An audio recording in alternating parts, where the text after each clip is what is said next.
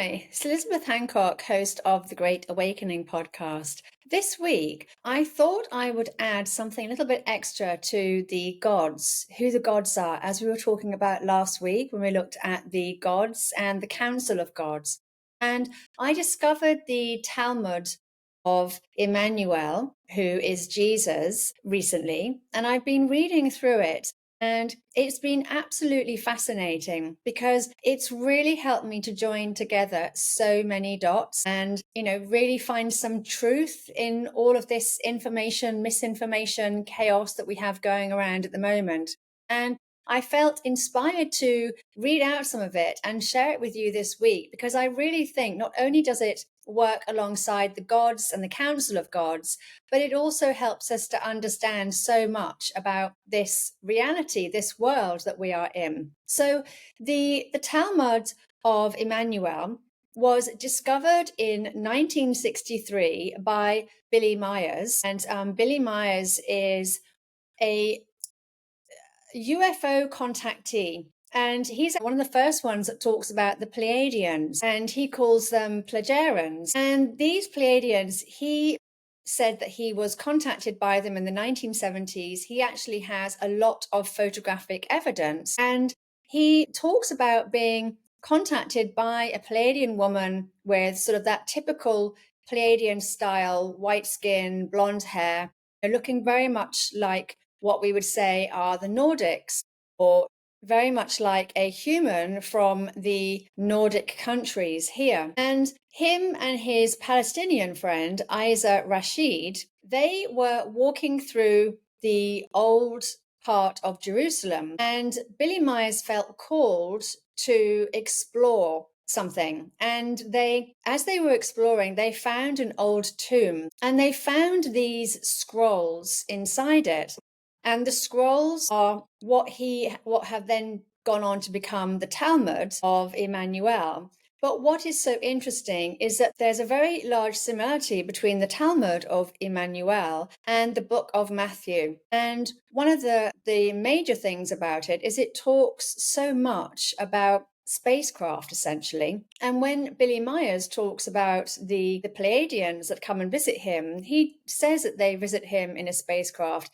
As I said, he's got lots of photographic evidence in his book, and there seems to be some sort of link or parallel between himself, this book, and the Pleiadians. And his friend Isa Rashid could essentially read these Aramaic texts. They were written in Aramaic texts. As we know, this is the original text that the texts of Jesus were written in. And it's essentially, from his translations, he is telling us that it's the true story of Adam. And it's this story of the Adamic bloodline is essentially saying that the Adamic line was seeded by a distant traveler that came from the other side of the universe and was called Sem Jasa. This was said to have taken place 11,000 years before Mary was impregnated with Emmanuel, who we know as Jesus, by Gabriel, who was a descendant of the celestial son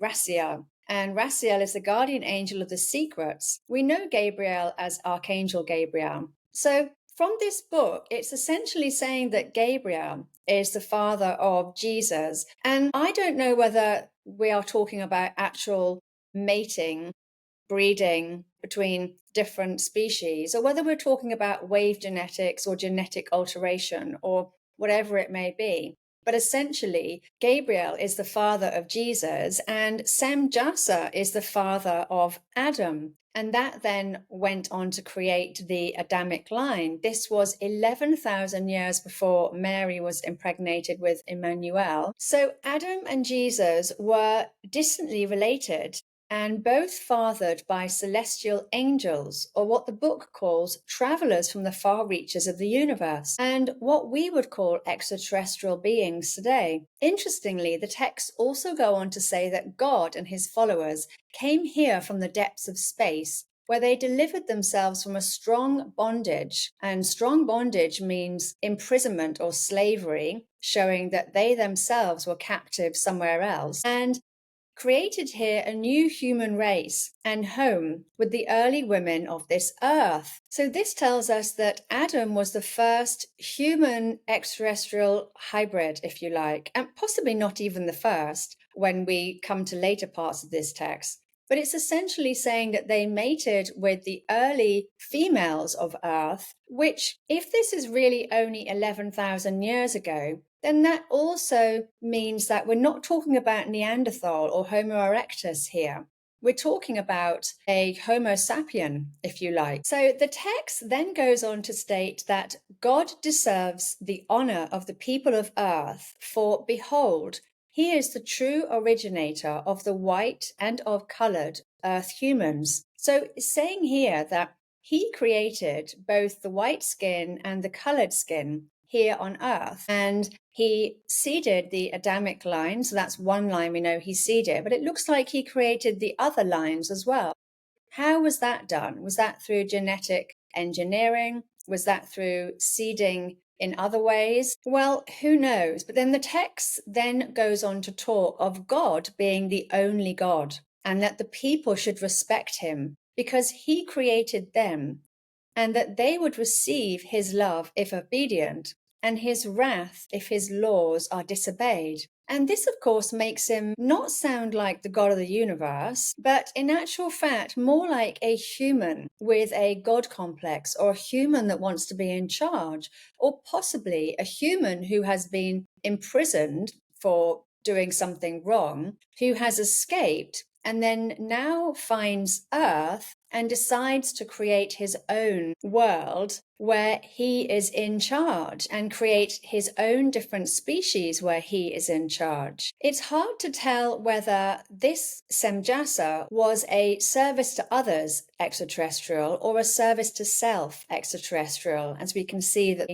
the entire universe seems to be split in this way. But the story then goes on to talk about Joseph and how Joseph is angry, where he learns that his wife-to-be has been impregnated just before he is about to marry her. And he is very angry, but his anger is put to rest upon hearing about the wrath of God, whereby he then suddenly becomes mindful of devoutness and then proceeds to marry her in public. So what's so interesting about this is it has time frames in it. And again, it's hard to know if this is additions by Billy Myers and his friend, who may well have already been connecting with the Pleiadians by then and have added in or translated certain words to mean things that make more sense to them. But what else is interesting about this is that in my second book, Human Origins, the Multiverse, and Our Star Ancestry, I talk about Gabriel being from the Pleiades. So if that is true, then not only is Gabriel the father of Jesus, but it means that Jesus is also from the Pleiades. And again, we've talked about this a lot in previous podcasts, but the Pleiades seems to be the home of humans. It seems to be where we originate from, that we came from the Pleiades, or our ancestors came from the Pleiades, and then seeded our different lines here. So one of the first things that spring to mind is, if the time periods are correct, then this would only have been 12,000 to 13,000 years ago, which again is very different to Zecharia Sitchin's 450,000 years ago. But even if we don't use that bit, and we look at geneticists who say that humans have actually been around for 200,000 years, it's very different to that. We're talking 12,000, 13,000 years ago. And it's seeming to also coincide with the Younger Dryas period and the global flood. So all these time periods seem to be intersected. I always felt that the cuneiform tablets couldn't really be talking about something that happened 450,000 years ago, or even 200,000 years ago. I always felt that they had to be talking about something a lot sooner, maybe 40,000 years ago. But if this book of Matthew, or the Talmud of Jmmanuel, is correct, then we're actually talking 12,000 to 13,000 years ago, when a particular Semjasa came here and decided that he wanted to be God. And maybe he is the same God that is talked about, Yahweh, in the Bible we have. Because Yahweh, I think we know, is a title, not a name of someone. And this is a title of one God, the one God that wanted to rule them all, as we've talked about in the past few episodes. And who is this one God that wanted to rule them all? Well, this Talmud of Jmmanuel also seems to hint at something here as well, because it talks about the people of Abraham. It's saying the people of Abraham hiding behind the ancestor of Abraham. We know that Abraham is a descendant of Noah. According to the Bible, every human on earth has descended from Noah and his sons, who were the only ones that were saved during that time. We now have more evidence to show that Noah and his sons were not the only ones that were saved during that time, but they were possibly that bloodline that was saved during that time. The Talmud of Jmmanuel also tells us that they were not the only gods creating humans at that time, because it says the people should have no other gods who created other human lineages in other parts of the earth. So it is showing us that there are many gods, and I think we would call these gods extraterrestrials, but there are many gods who are creating different human lineages in other parts of the earth. We've got the mentions of Pleiades, of Sirius, Orion. These are all talked about in ancient texts.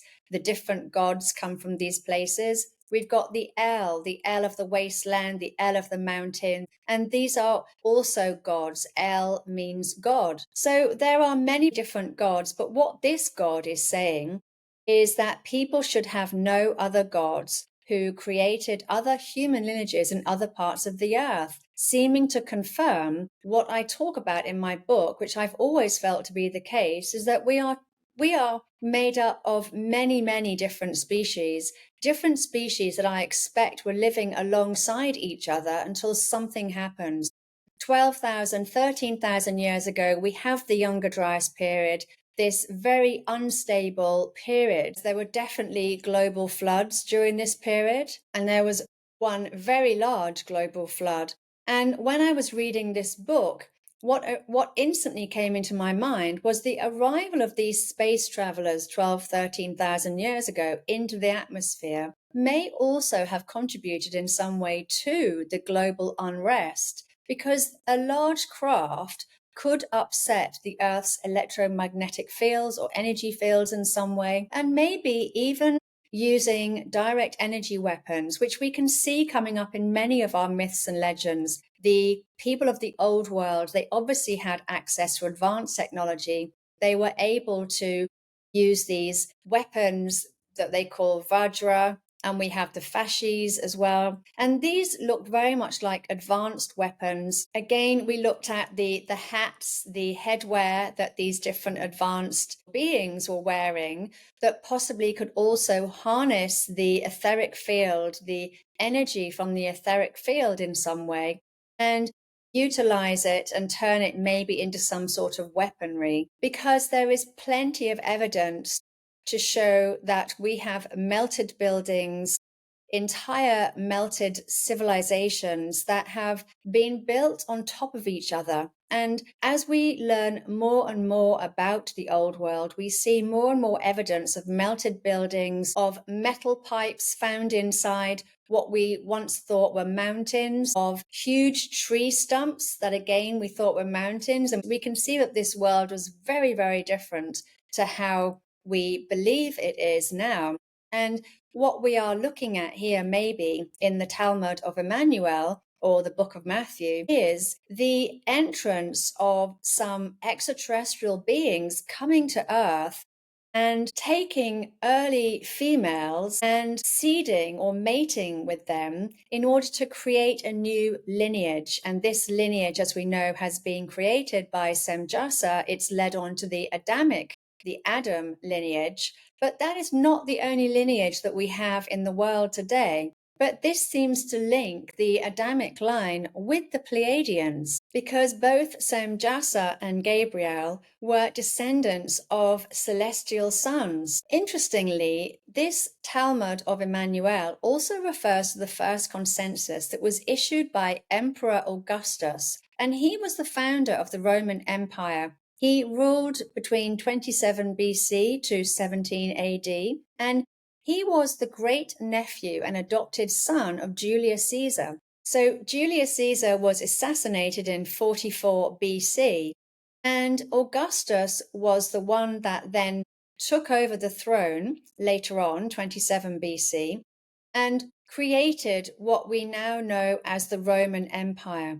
And who exactly were the Romans? The Romans went on to create the Rome of Church, which led into the Catholics, the Vatican. We've got all of this, the Jesuits. And who were these people exactly? Because I feel that they were definitely part of something malevolent on this planet. And I wonder if they were another species who were trying to take control of the earth. Emperor Augustus, he essentially created this consensus where everyone had to go and be counted in their local town. And the book goes on to say that Joseph and Mary had to go to Bethlehem because he was the house and lineage of David. And thus he had to be assessed there. And Mary was so close to giving birth that she ended up actually giving birth in a stable. At this time, King Herod was ruling this part of the land, and he was scared by Jesus' birth. He had heard that this baby had been born, that this baby, Emmanuel, who we know as Jesus, was described as possessing the knowledge of God and being the son of the celestial being Gabriel, who would be able to control human consciousness so that humans may learn and serve creation. So it doesn't say serve God, it's saying creation. And actually,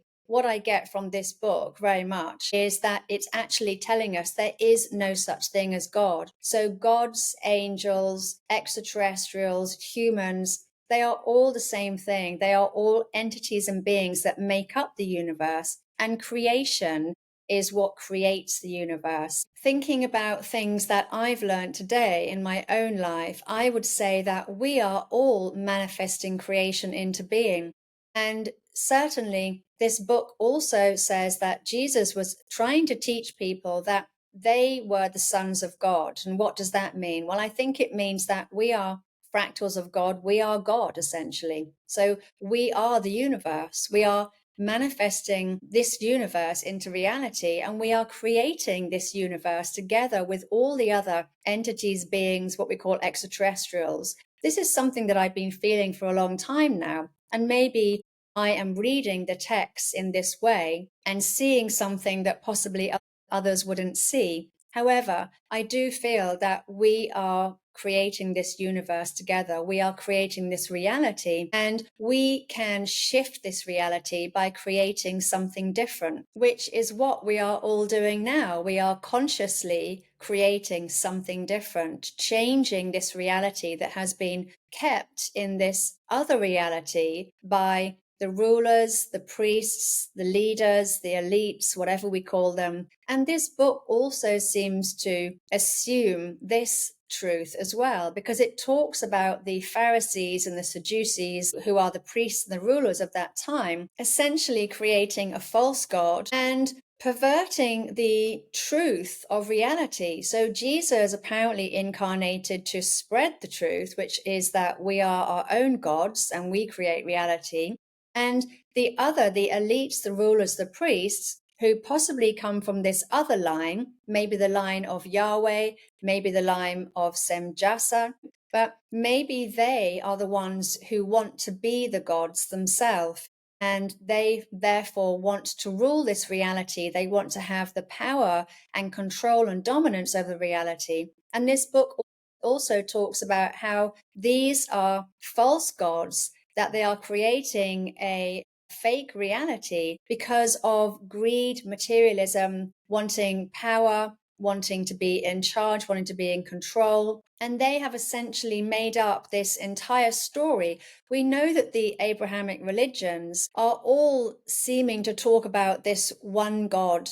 But essentially, what Jesus is saying is that none of this is true. that we are our own gods. So King Herod was scared when Jesus was born and essentially decreed that all boys or all male babies should be killed. And a voice rang out high and told Joseph and Mary not to return to Herod, as he would kill Emmanuel. Then the celestial being Gabriel appeared and told them to flee to Egypt. They then fled with Gabriel under the descending light, which in my mind sounds like a spacecraft with the sort of the light shining down. Once Herod's fears had subsided, they returned back into the light, and Gabriel brought them back again to Galilee and then Nazareth. So John the Baptist also preaches that God is the ruler, as he is the sole ancestor of humans, and that above God sits creation, whilst rebating the Pharisees and the Sadducees for corrupting the true teachings of God and the Bible. These priests and rulers hid the knowledge of creation and the star ancestry of humans in order to secure more power, wealth, and control over the people. He tells them not to hide behind Abraham as their father, indicating that it is Abraham's line that is corrupt, even though they are also descendants of Adam. And we certainly know that the Abrahamic religions, all three Abrahamic religions, stem from this Abrahamic God. And possibly this is the God that created the white skin, the colored skin, as it talks about at the beginning of this. The chapter 4 in the Talmud of Jmmanuel refers to metallic chariots and fiery chariots between north and west, which feels very similar to the land of Jesus to me, which Madeline from Leaving Babylon talks about in her YouTube channel. And she shows a lot of very interesting evidence to show that there is this land of Jesus, which is shown up above in the north.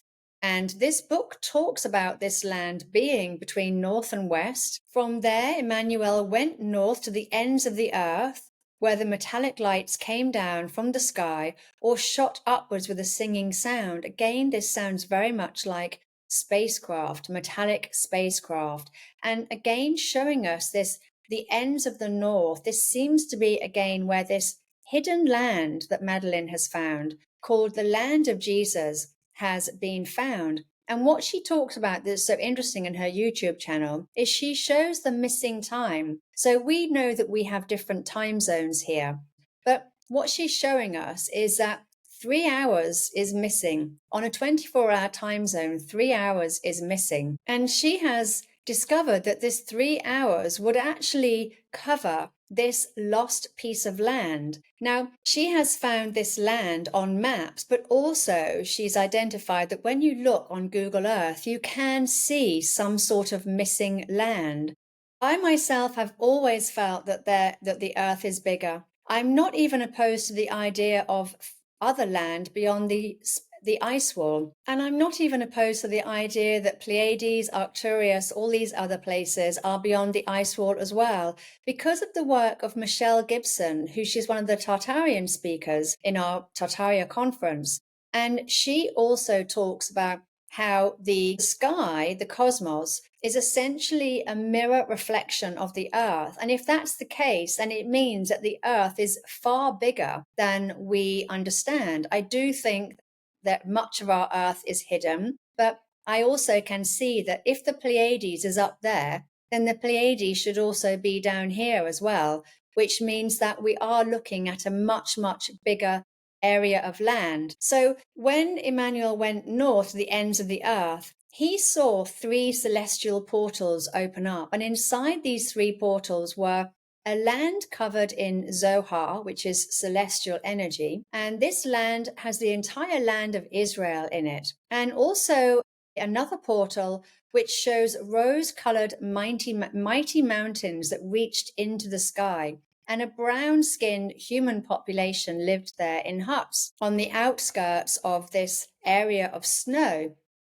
And then the third portal showed a land of gigantic proportions where another human population lived. The book also goes on to say that not far from here lived God. So this is the God, the creator of human, or this human lineage, the Adamic human lineage. But here lived God and the celestial sons who were of giant proportions. He ruled over the three human lineages that Emmanuel could see inside these three portals. So this again is showing here, it's showing the entire land of Israel apparently, and it's also showing us a brown-skinned human population, and it's also showing us a land of gigantic proportions.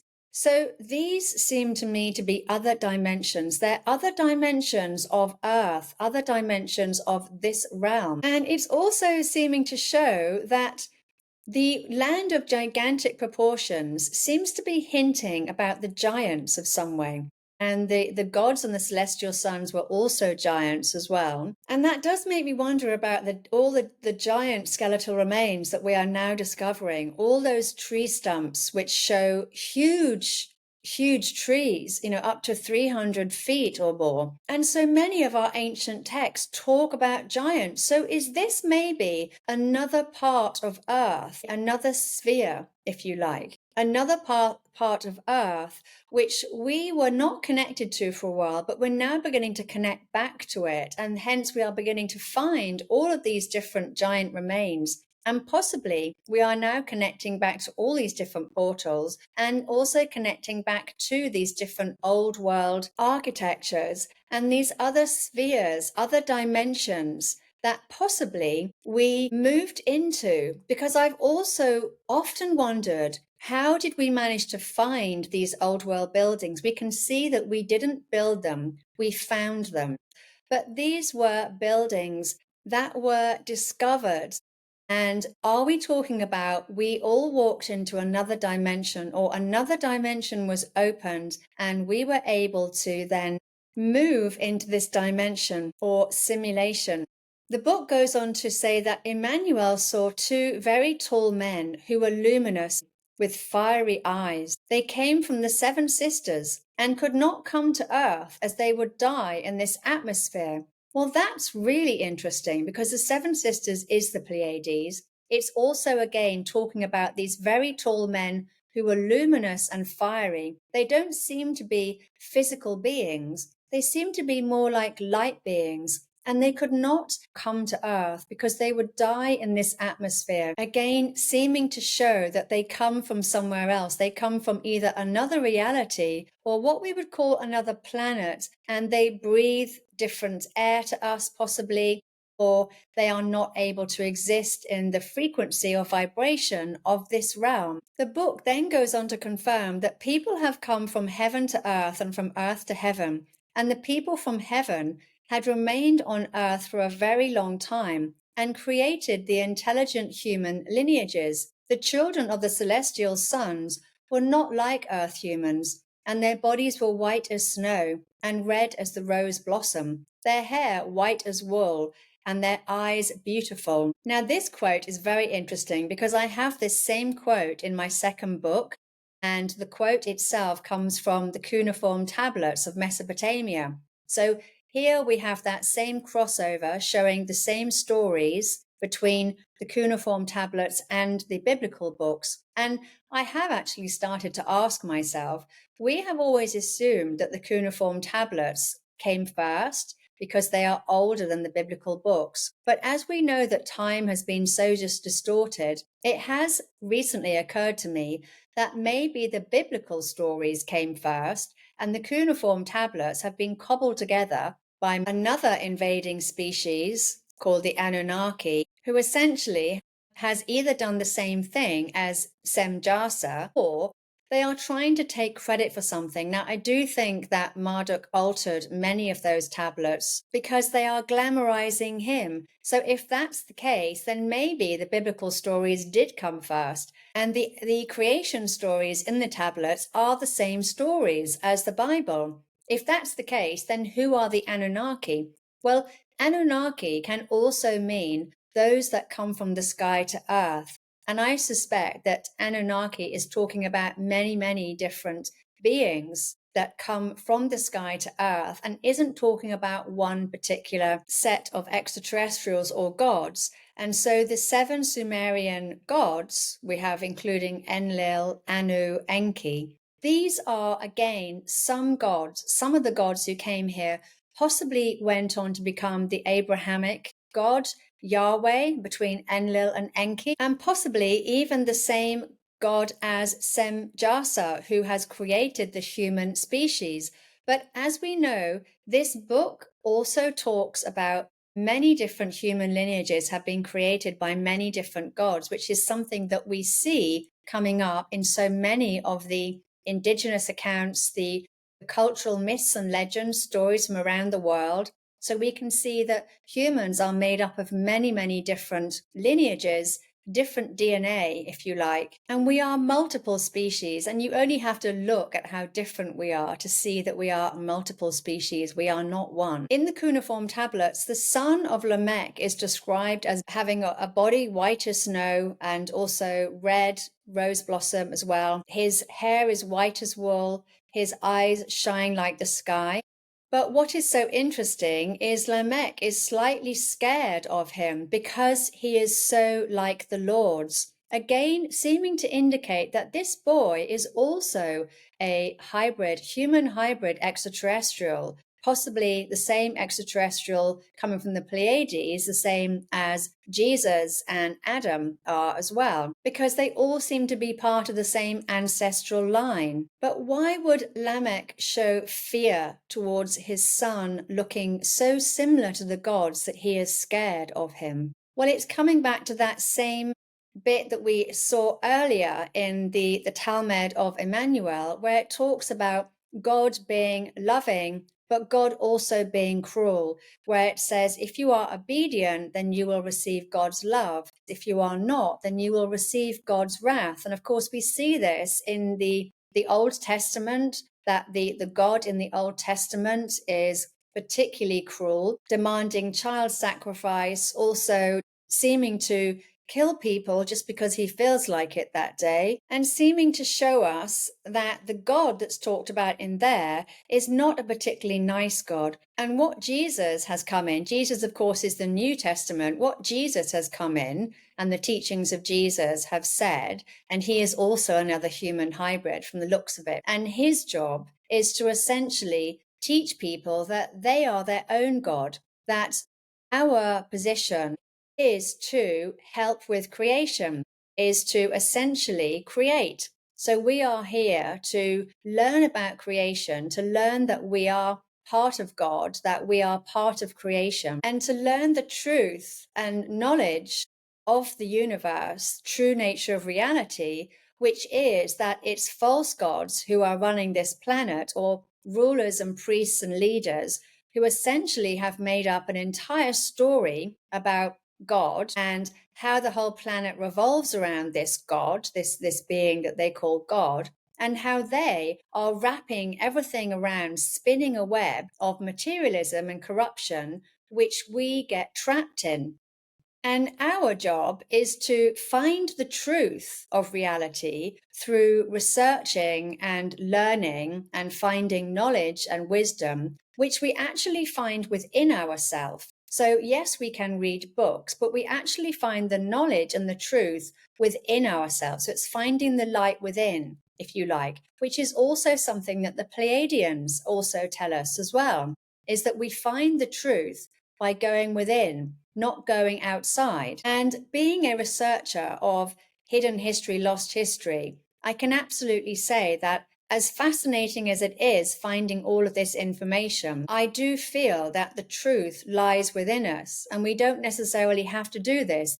There is not one path to ascension, if you like. There is no right or wrong way of doing it. And different ways, I think, work for different people. Some of us will find the path of enlightenment through self-improvement. Some of us will find it through playing a musical instrument. Some of us will find it maybe even through religion, because I don't think religion was created as a bad thing. I think it was hijacked, and it was hijacked by these Abrahamic religions, this God who wanted to be the one God that ruled them all. That's the trap. And what this book is saying is that Jesus came here to teach that truth and knowledge is the path to take, no worship of any God, and that creation is not a man, it is a force, and it is the immeasurable enigma, as he calls it. And I think that's probably a good place to stop. So again, this is the Talmud of Jmmanuel. It seems to be very, very similar to the book of Matthew. but there seem to be some added extra bits in there as well, which sound rather like Pleiadian teachings,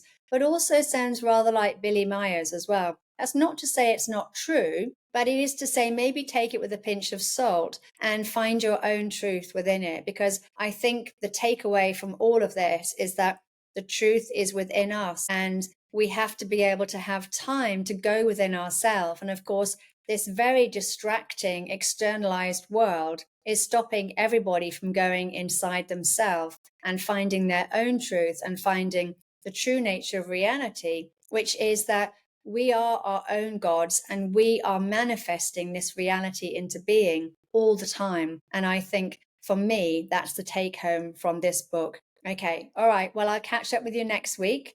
But for now, have a great week and a lovely weekend. Okay. Take care. Bye.